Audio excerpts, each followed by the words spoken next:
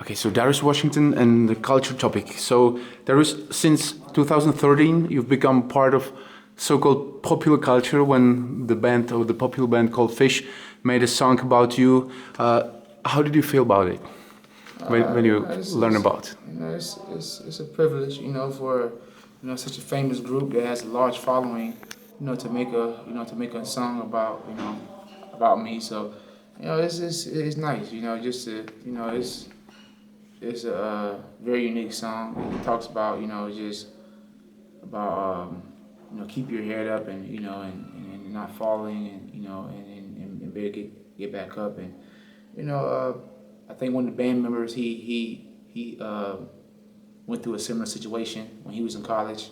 I think he went to Michigan State or something like this. So so he could feel my pain and at that particular moment and it's just about moving forward pretty much.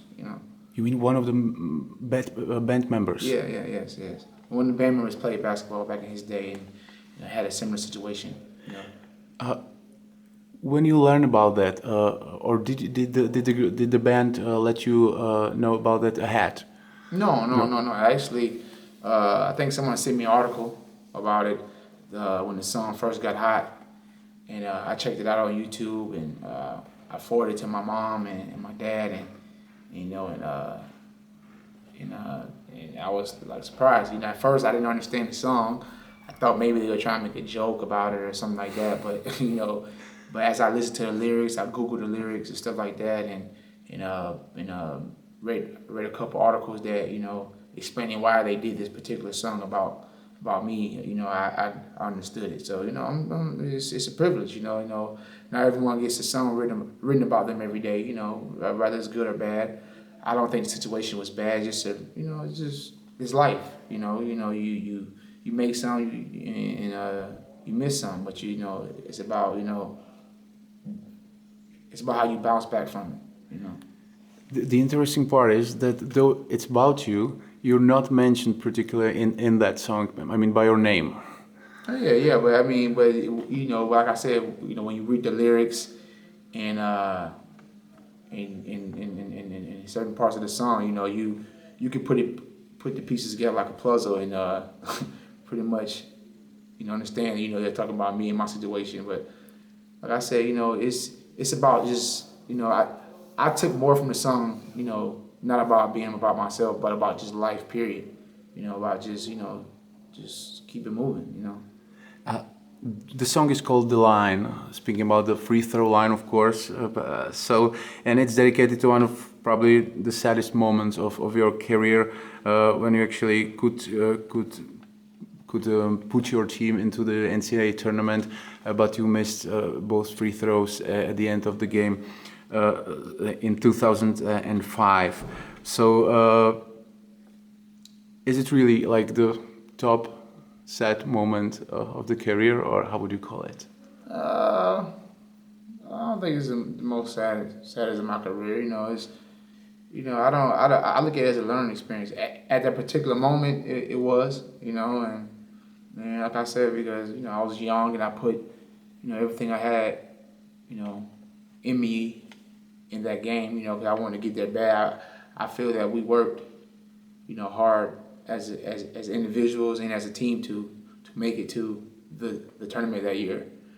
So I mean, I feel like I let my teammates down a little bit, but after the game they told me I didn't let them down. That without me we would have never been in that situation. To even get to the tournament.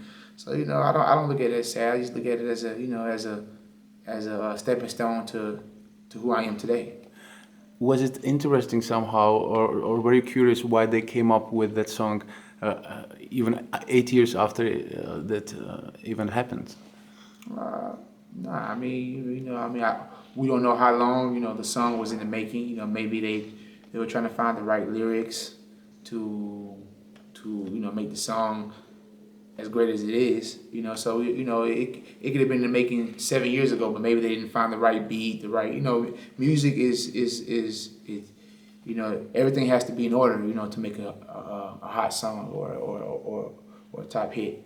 So maybe they didn't have everything lined up in order. So I really can't tell you, you know, why it took that long for the song to come out. But I mean, I love the song. It's a nice song.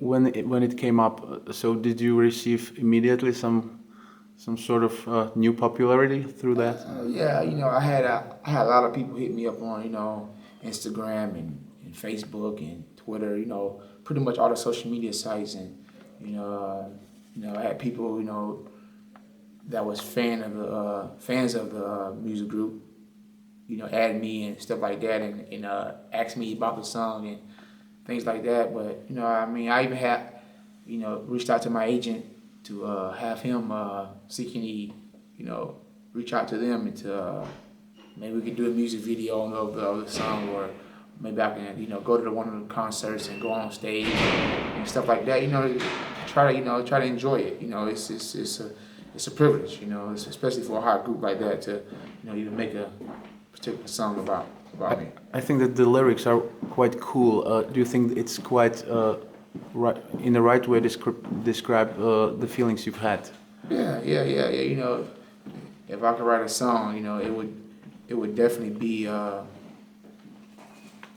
you know, it would definitely, you know, hit everything on the nail. You know what I'm saying, on the head. You know, it's just about you know, the lyrics is alone. You know that particular moment, that's definitely how I felt. So you know, they took everything out of my head and put it on the paper. And actually, the moment when it happened, Coach John Calipari was the one to pick you up. For how long have you been picking up from that moment, or how long did it take? I mean, that night I was fine. I mean, it's just, you know, that particular moment, you know, it was devastating.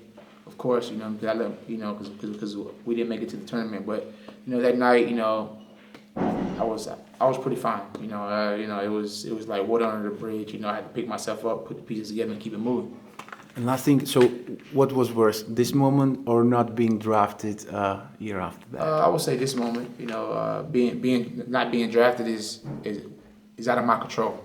You know, that's something that I couldn't control. You know, those free throws is something I could control. So I would say, you know, missing those free throws is way more devastating than not being drafted. Being drafted, you know, the general managers only have 2 minutes to pick whoever, you know, out of 100 and some guys. You know what I'm saying? So they have to make a split decision and like that. You know, so I mean, I would definitely choose the free throws over, you know, not being drafted.